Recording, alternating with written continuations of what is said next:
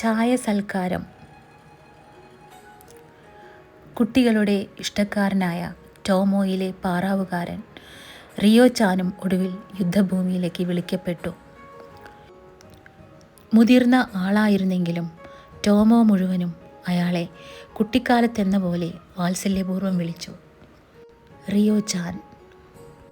കുട്ടികൾ കുഴപ്പങ്ങളിൽ ചെന്ന് ചാടുമ്പോഴെല്ലാം അവരെ സഹായിക്കാനെത്താറുള്ള ഒരു രക്ഷകൻ തന്നെയായിരുന്നു റിയോ ചാൻ. അയാളെക്കൊണ്ടാകാത്ത ഒരു പണിയുമില്ല. കുറച്ചു മാത്രം സംസാരിക്കും, വളരെ മൃദുവായി ചിരിക്കും. പക്ഷേ ചെയ്യേണ്ടതെന്തെന്ന് എല്ലായ്പ്പോഴും അയാൾക്കറിയാം. ടോട്ടോചാൻ കക്കൂസ് കുഴിയിൽ വീണപ്പോൾ അവളുടെ രക്ഷയ്ക്കായി ഓടിയെത്തിയത് റിയോ ചാനാണ്. അന്ന് ഒരു അതൃപ്തിയുമില്ലാതെ അയാൾ അവളെ ആ സകലം കഴുകിയെടുത്ത് മിടുക്കിക്കുട്ടിയാക്കി. പിരിഞ്ഞു പോകുന്ന റിയോ ചാന് ഒരു രസികൻ ചായ സൽക്കാരം കൊടുക്കണം, മാസ്റ്റർ പറഞ്ഞു. ചായ സൽക്കാരോ? ഉണക്കത്തേയില കൊണ്ടുള്ള സാധാരണ ചായ ജപ്പാനിൽ പതിവായിരുന്നു. പക്ഷേ അവ സൽക്കാരാഘോഷങ്ങളിലും മറ്റും ഉപയോഗിക്കപ്പെട്ടിരുന്നില്ല. ചായ സൽക്കാരം ഏതായാലും ടോമോയിൽ പുത്തരിയാണ്. ആ ആശയം കുട്ടികൾക്ക് നന്നേ ബോധിച്ചു. മാസ്റ്റർ പുതിയൊരു പ്രയോഗം മനഃപൂർവ്വമായി കണ്ടെത്തുകയായിരുന്നുവെന്ന് കുട്ടികൾ മനസ്സിലാക്കിയില്ല. സൊബാത്സുകായ്, യാത്രയയപ്പു സൽക്കാരം. അതിനു പകരം അദ്ദേഹം ഉപയോഗിച്ചത് മറ്റൊരു വാക്കാണ്, സാവാക്കായ്, ചായ സൽക്കാരം. യാത്രയയപ്പ് എന്ന പ്രയോഗത്തിന് മ്ലാനതയുടെ ആഴമേറിയൊരു സ്പർശമുണ്ട്. മാത്രമല്ല, റിയോ ചാൻ ഒരുപക്ഷെ കൊല്ലപ്പെടാമെന്നും ഇനിയൊരിക്കലും തിരിച്ചു വരാത്ത വണ്ണം യഥാർത്ഥമായ യാത്ര പറയലായി അത് മാറിയേക്കാമെന്നും മുതിർന്ന കുട്ടികളെങ്കിലും മനസ്സിലാക്കാനുമിടയുണ്ട്. ഏതായാലും കുട്ടികൾ ആരും തന്നെ അന്നുവരേക്കും ഒരു ചായ സൽക്കാരത്തിൽ പങ്കെടുത്തിട്ടില്ല. സ്വാഭാവികമായും അവരെല്ലാം ജിജ്ഞാസുക്കളായിരുന്നു. സ്കൂൾ സമയം കഴിഞ്ഞ് അസംബ്ലി ഹാളിൽ വെച്ചായിരുന്നു ആ അപൂർവ സമ്മേളനം. ഉച്ചഭക്ഷണവേളയിൽ എന്ന പോലെ കസേരകൾ വട്ടത്തിൽ നിരത്തി. കുട്ടികളെല്ലാവരും വളഞ്ഞിരുന്നു. ചായയോടൊപ്പം ഉണക്കിച്ചുട്ട കണവമീനിൻ്റെ ഓരോ കുഞ്ഞു കഷ്ണം വീതം മാസ്റ്റർ ഏവർക്കും നൽകി. യുദ്ധം കൊടുമ്പിരി കൊള്ളുന്ന അക്കാലത്ത് അത്ര തന്നെയും ഒരു ധാരാളിത്തമായിരുന്നു. മാസ്റ്റർ റിയോ ചാൻ്റെ അരികിൽ ചെന്നിരുന്നു. നാട്ടുമദ്യം നിറച്ച ഒരു ഗ്ലാസ് അയാൾക്ക് മുന്നിൽ വച്ചു. മുന്നണിയിലേക്ക് യാത്ര തിരിക്കുന്നവർക്ക് മാത്രം അനുവദിക്കപ്പെട്ടിട്ടുള്ള റേഷനായിരുന്നു അത്രയും മദ്യം.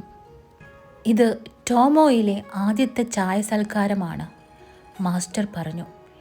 എല്ലാവർക്കും ഞാൻ നല്ല ഭാവി ആശംസിക്കുന്നു. റിയോ ചാനോട് ആർക്കെങ്കിലും എന്തെങ്കിലും പറയണം എന്നുണ്ടെങ്കിൽ പറയുക. റിയോ ചാനോടെന്നല്ല, നിങ്ങൾക്ക് തമ്മിൽ വല്ലതും പറയണമെങ്കിൽ അതുമാകാം. ഓരോരുത്തരായി നടുക്ക് വന്നു നിന്ന് പറയുക. കുട്ടികൾക്ക് പുതുമകളേറെ നിറഞ്ഞ മുഹൂർത്തമായിരുന്നു അത്. ടോമോയിലിരുന്ന് ഉണക്കിച്ചുട്ട കണവ കഴിക്കുന്നത് മാത്രമല്ല, റിയോ ചാൻ തങ്ങളോടൊപ്പം വന്നിരിക്കുന്നതും അയാൾ മുന്നിലിരിക്കുന്ന നാട്ടുമദ്യം രുചിക്കുന്നതും കുട്ടികൾക്ക് കൗതുകകരമായ ആദ്യാനുഭവങ്ങളായി മാറി. ഓരോരുത്തരായി എഴുന്നേറ്റ് റിയോ ചാന് അഭിമുഖമായി നിന്ന് അയാളോട് സംസാരിച്ചു. തുടക്കത്തിൽ സംസാരിച്ച കുട്ടികൾ അസുഖങ്ങളിൽ നിന്നും പരുക്കുകളിൽ നിന്നും സ്വന്തം ശരീരത്തെ കാത്തു സൂക്ഷിക്കാൻ അയാളെ ഉപദേശിക്കുക മാത്രമേ ചെയ്തുള്ളൂ. തുടർന്ന് ടോട്ടോച്ചാൻ്റെ സഹപാഠിയായ മികിത എഴുന്നേറ്റു. ദൃഢമായ സ്വരത്തിൽ അവൻ പറഞ്ഞു, അടുത്ത തവണ ഞാൻ നാട്ടിൽ പോയിട്ട് വരുമ്പോൾ ശ്രാദ്ധത്തിനുണ്ടാക്കണ നെയ്യപ്പം ഉറപ്പായിട്ടും കൊണ്ടുവരാട്ടോ. എല്ലാവരും ചിരിച്ചു. താൻ ഏതോ മരണവീട്ടിൽ പോയപ്പോൾ കഴിച്ച ഒന്നാന്തര നെയ്യപ്പത്തെക്കുറിച്ച് അവൻ പറയാൻ തുടങ്ങിയിട്ടിപ്പോൾ 1 വർഷത്തിലേറെ ആയിരിക്കുന്നു. അവസരം വരുമ്പോഴെല്ലാം അവൻ ടോമോയിൽ എല്ലാവരോടും വാക്കുകൊടുക്കും, ഞാനത് ഉറപ്പായും കൊണ്ടുവരാം. പക്ഷേ ഒരിക്കലും കൊണ്ടുവന്നില്ല. ശ്രാദ്ധവേളയിലെ നെയ്യപ്പത്തെക്കുറിച്ചുള്ള മികിതയുടെ പരാമർശം കേട്ടപ്പോൾ മാസ്റ്റർ ഒന്ന് ഞെട്ടി. ഇത്തരം സന്ദർഭങ്ങളിൽ മരണവുമായി ബന്ധപ്പെട്ട നെയ്യപ്പത്തെക്കുറിച്ച് സൂചിപ്പിക്കുന്നത് സ്വാഭാവികമായും ഒരു ദുർനിമിത്തത്തിൻ്റെ ലക്ഷണമായാണ് കേൾക്കുന്നവർക്ക് തോന്നുക. പക്ഷേ വളരെ നിഷ്കളങ്കമായാണിത് മികിത പറഞ്ഞത്. കൂട്ടുകാരുമായി സാധുറ്റതെന്തെങ്കിലും പങ്കിടുക എന്ന ഉദ്ദേശ്യം മാത്രമേ അവന് ഉണ്ടായിരുന്നുള്ളൂ. അതുകൊണ്ട് മാസ്റ്ററും മറ്റുള്ളവരോടൊപ്പം ചിരിച്ചു. റിയോ ചാനും ഹൃദയം നിറഞ്ഞ് ചിരിച്ചു.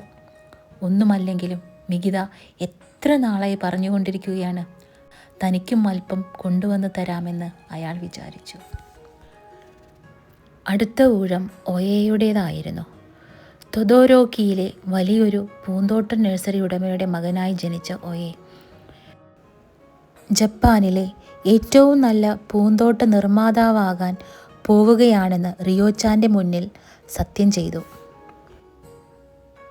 കീക്കോ ഓക്കിയാണ് അടുത്തതായി ഹാളിൻ്റെ മധ്യത്തിലേക്ക് വന്നത്. അവൾ പതിവ് പോലെ ഒന്നും പറയാതെ നാണിച്ചു ചിരിക്കുക മാത്രം ചെയ്തു. ശേഷം മുഖം കുനിച്ച് തൻ്റെ ഇരിപ്പിടത്തിലേക്ക് മടങ്ങി. അത് കണ്ട് ടോട്ടോച്ചാൻ ഞൊടിയിടയിൽ മുന്നോട്ട് വന്ന് അവൾക്ക് വേണ്ടി ഇങ്ങനെ പ്രഖ്യാപിച്ചു. കിയോക്കോച്ചാൻ്റെ കൂട്ടിലെ കോഴിക്കുഞ്ഞുങ്ങൾക്കേ പറക്കാനറിയാം. കിയോ കിയോന്ന് പറന്നു പോയാ പിറ്റേ ദിവസം തിരിച്ചു വരൂ. തുടർന്ന് അമാദേര സംസാരിച്ചു. മുറിവേറ്റ ഏതെങ്കിലും പൂച്ചയെയോ നായയെയോ കാണുകയാണെങ്കിൽ അവൻ മന്ദം മന്ദം പറഞ്ഞു, എൻ്റെ അടുക്കൽ കൊണ്ടുവരണം കേട്ടോ, ഞാനതിനെ സുഖാക്കാം. കുള്ളൻ തക്കാഹാഷി തൻ്റെ വലിപ്പക്കുറവ് കൊണ്ട് ഡെസ്കിനടിയിലൂടെ നുഴഞ്ഞാണ് വൃത്തത്തിൻ്റെ മധ്യത്തിലെത്തിയത്. പക്ഷേ കാറ്റു വീശും വേഗത്തിൽ തന്നെ അവൻ അവിടെ എത്തി. സന്തോഷം തുളുമ്പുന്ന സ്വരത്തിൽ അവൻ പറഞ്ഞു, നന്ദി റിയോച്ചാൻ, എല്ലാ ഉപകാരങ്ങൾക്കും ഞങ്ങൾക്ക് ചെയ്തു തന്ന എല്ലാ സഹായങ്ങൾക്കും നന്ദി, വളരെ വളരെ നന്ദി. അടുത്തതായി ഐക്കോ സേഷോ എഴുന്നേറ്റു.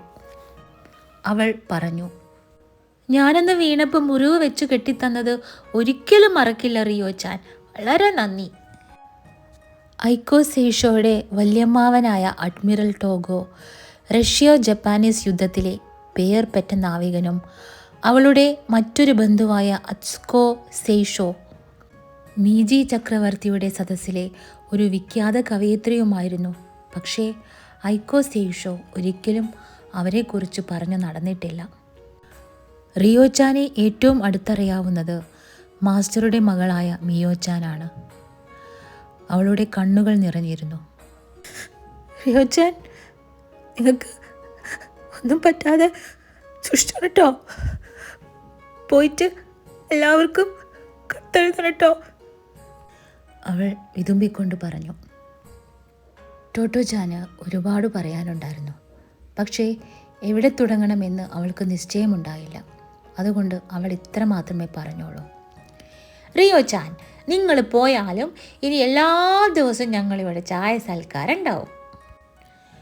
മാസ്റ്റർ ചിരിച്ചു. റിയോച്ചാൻ ചിരിച്ചു. കുട്ടികളെല്ലാവരും വാർത്ത് ചിരിച്ചു. എന്തിന്, ടോട്ടോച്ചാന് പോലും ചിരി പൊട്ടി. പക്ഷേ പിറ്റേ ദിവസം തന്നെ ടോട്ടോച്ചാൻ്റെ വാക്കുകൾ യാഥാർത്ഥ്യമായി. സമയം കിട്ടിയപ്പോഴെല്ലാം അവർ സംഘം ചേർന്ന് ചായ സൽക്കാരം കളിച്ചു. ഉണക്കിച്ചുട്ട കണവ മത്സ്യങ്ങളുടെ സ്ഥാനത്ത് മരപ്പട്ടയും മറ്റും സംഘടിപ്പിച്ചു. ഗ്ലാസുകളിൽ ചായയ്ക്കു പകരം പച്ചവെള്ളം പകർന്നു. ചിലപ്പോഴൊക്കെ നാട്ടുചാരായമെന്ന് ഭാവിച്ച് അവ ചുണ്ടോടടുപ്പിക്കാൻ അവർ മറന്നില്ല. ഇടയ്ക്ക് ആരെങ്കിലും പറയും, ശ്രാദ്ധത്തിനുണ്ടാക്കുന്ന നെയ്യപ്പം കൊണ്ടുവരാട്ടോ. പിന്നെ കൂട്ടച്ചിരിയായി. തുടർന്ന് അവർ തങ്ങളുടെ വിചാരങ്ങൾ പറയുകയും പങ്കുവയ്ക്കുകയും ചെയ്യും. ആഹാര പദാർത്ഥങ്ങളൊന്നും തന്നെ ഉണ്ടായിരുന്നില്ലെങ്കിലും വിനോദകരമായ ചായ സൽക്കാരങ്ങൾ നിരന്തരം ആവർത്തിച്ചു കൊണ്ടിരുന്നു. റിയോച്ചാൻ കുട്ടികൾക്കായി ഉപേക്ഷിച്ചു പോയ ഉജ്ജ്വലമായ യാത്രാസ്മാരകമായിരുന്നു ചായ സൽക്കാരം. അത് ടോമോയിലെ ഹരം പിടിപ്പിക്കുന്ന വിനോദങ്ങളിൽ അവസാനത്തേതായി. സ്വപ്നത്തിലോ ജാഗ്രത്തിലോ കുട്ടികൾ അവ്യക്തമായി പോലും അറിഞ്ഞില്ലെങ്കിലും അവർക്ക് ടോമോയിൽ ആടേണ്ട നാടകത്തിലെ അന്ത്യരംഗം അതായിരുന്നു.